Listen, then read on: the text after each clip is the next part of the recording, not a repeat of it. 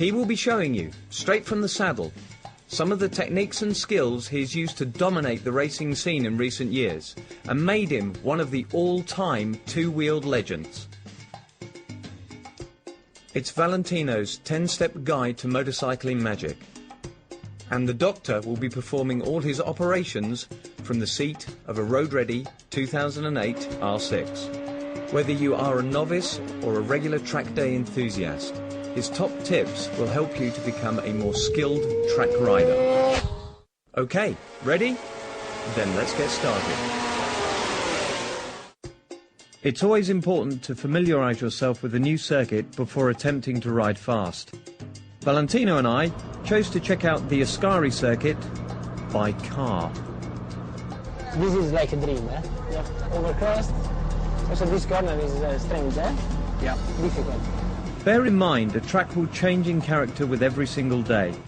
When the sun is in a different place, it is overcast, raining, sunny, and so on.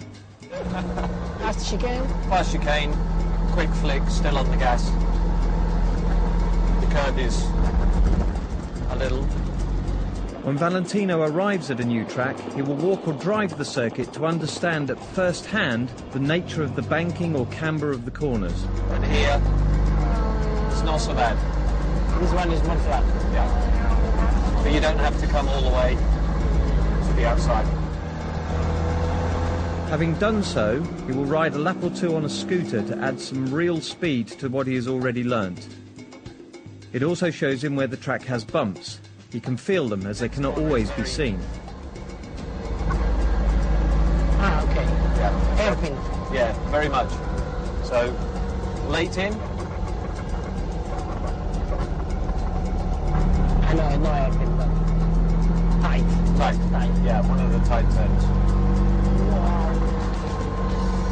You have the run of fire is not the maximum. No, yeah. This is. The camber is very good here. Beautiful, eh? Yes. Once he is completely familiar with all the challenges of the circuit, he will attempt to ride at race pace.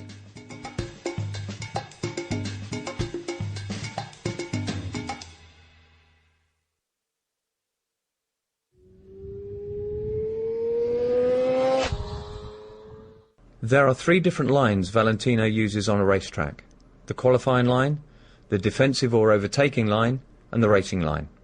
Each one of these lines has advantages and disadvantages for racing.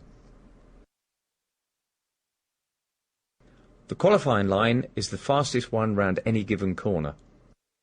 It has a wide entry and requires that you turn the bike quickly.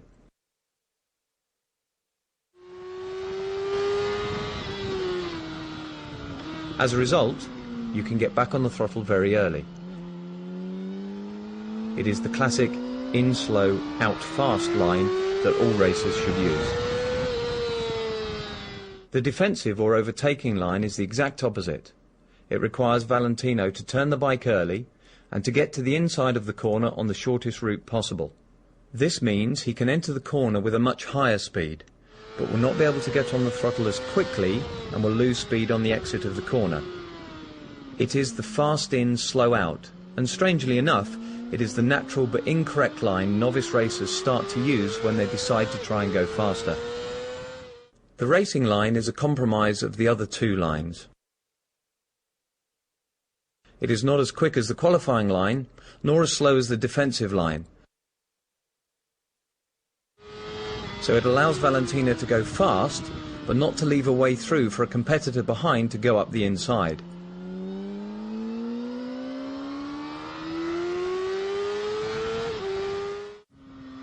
In a fast, very fast chicane, left and right, where is a very important line for keep the acceleration. Here also the handling is so beautiful.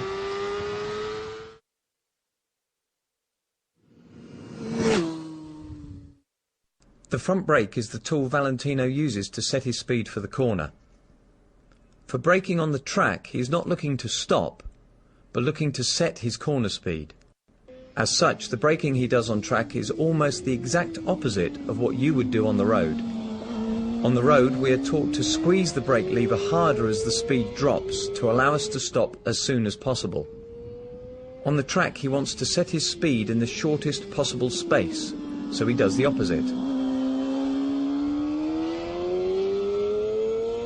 The first part of his braking is light, then followed by very, very hard braking, and then the brake is trailed off into the corner. This effectively does two things. It shortens the distance needed to set the corner entry speed, and it allows him to move his braking point closer to the corner, therefore allowing him to be on full gas for longer before the corner. After another straight arrive in a longer right corner that is blind, so it's difficult to understand the line, and after have a difficult hard braking for right hand side hairpin. So also here the R6 work very well.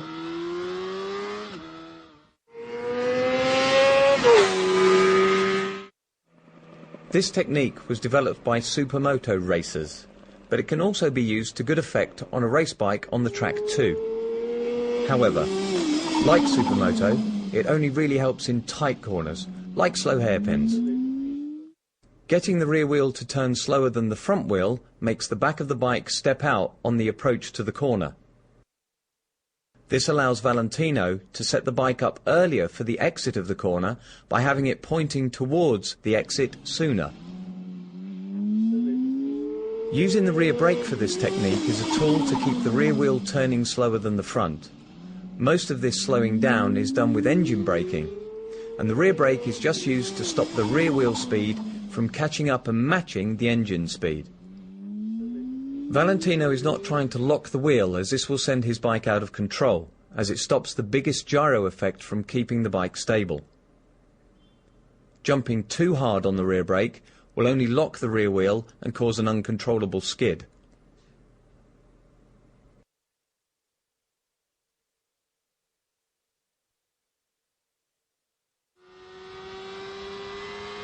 Go for another hard braking for another hairpin. That is difficult, a lot of sliding in the entry.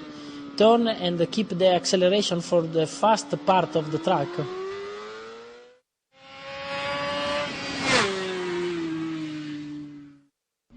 The throttle is the most precise tool Valentino has under his command when riding, and as such, he treats it with the utmost respect and understanding. It is not an on-off switch, but a finely crafted instrument that will, with correct use, give him the precision needed for fast lap times. The throttle should be applied the right amount at the right time. To understand this, we must think of the corner in sections: entry, apex, and exit. Each one of these sections requires a very different application of the throttle. At the entry of the corner, as he turns the bike onto its desired line, the throttle is closed. This loads the front suspension, which, as well as using the brakes, allows the bike to turn more easily.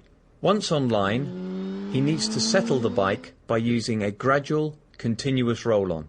Once he can see the exit, or his next marker, and the bike is coming upright, he can start driving, getting harder on the gas and controlling wheel spin. All this part is in acceleration, quite full, and have a long double left corner that is very, very fast, and accelerate another time and go for another hard braking for another hairpin.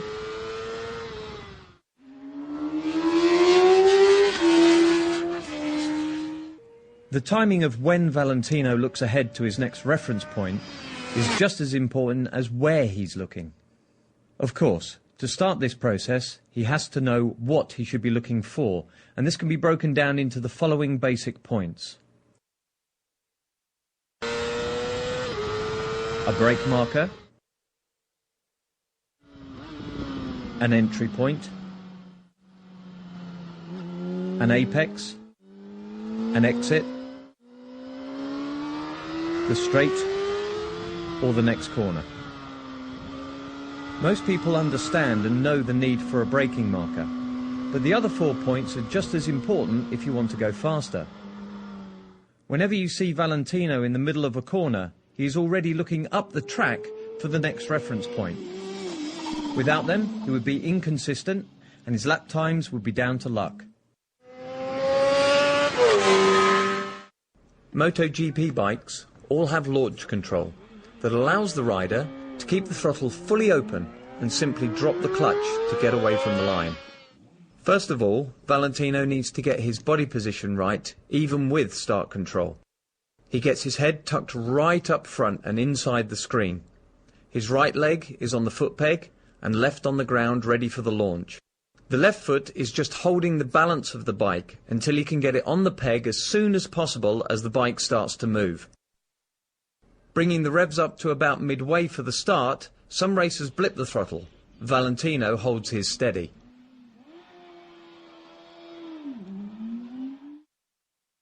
He then feeds the clutch until it bites, and as the lights change, he gradually increases the revs.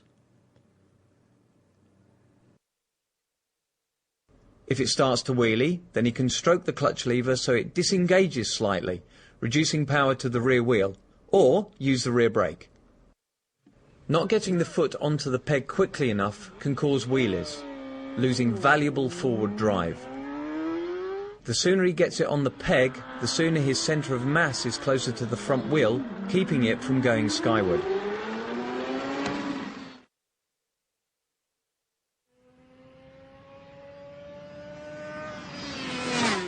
In a chicane or S's, the only way Valentino can get through at speed is to turn the bike very quickly. The reason race bikes are designed to be a little unstable is to allow this quick change in direction. The quicker he can turn the bike, the faster he can go through. If he turns too slowly, the bike will not change direction in time and he will run off the track, as clearly demonstrated here. Body movement is a crucial element in changing direction.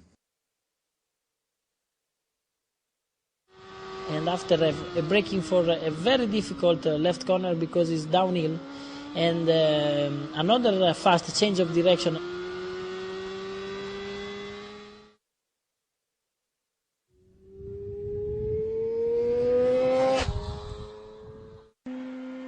Valentino needs to get his body moved across the bike as quickly as possible, but this can create instability, and he can lose a lot of time if he does it incorrectly.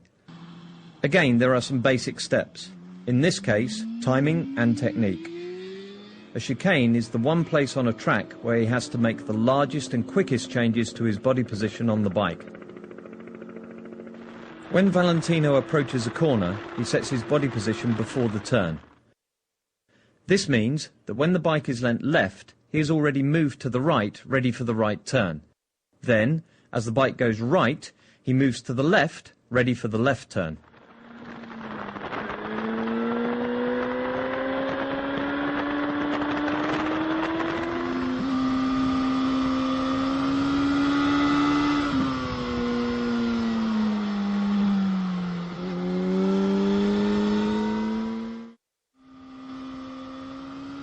Is important, very important the line, because after I have a double chicane that pull you in a long left corner that make all in acceleration, and after I have another chicane that go a lot uphill.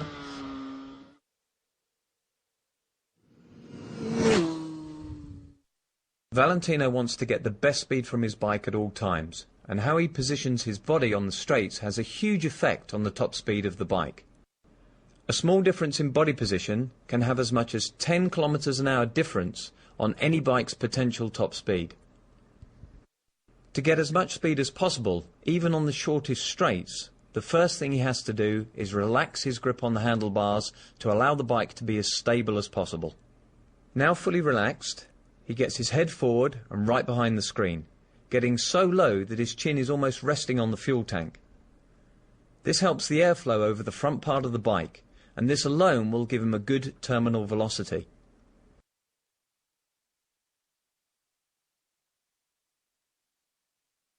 For those last few kilometers an hour, he will slide back to touch the seat hump, creating a more streamlined aerodynamic silhouette.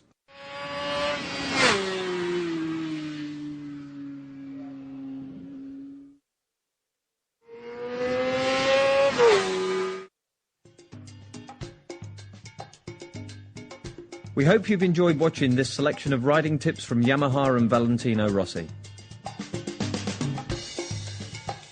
Whenever and wherever you use them, always ride within your own ability.